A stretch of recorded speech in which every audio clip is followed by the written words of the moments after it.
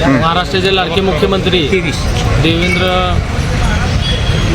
फडणवीस साहेब, तसेच पालकमंत्री जयकुमारजी गोरे, तसेच सोलापूर शहराचे लाडके मध्याचे आमदार देवेंद्रदादा कोटे यांच्या आणि भारतीय जनता पार्टीच्या वतीने आम्ही इच्छुक फॉर्म भरला होता। प्रभाग क्रमांक 21मधून माझ्या आईचा इच्छुक फॉर्म सुनीता श्रीकांत कोळेकर यांच्या वतीने मी भरला होता, परंतु ही फॉर्म न भेटल्या कारणाने आम्ही भारतीय जनता पार्टीतच राहणार आहे। आणि आज या ठिकाणी 30 तारखेला आम्ही इच्छुकचा फॉर्म अपक्ष फॉर्म आम्ही काढून घेतलेला आहे।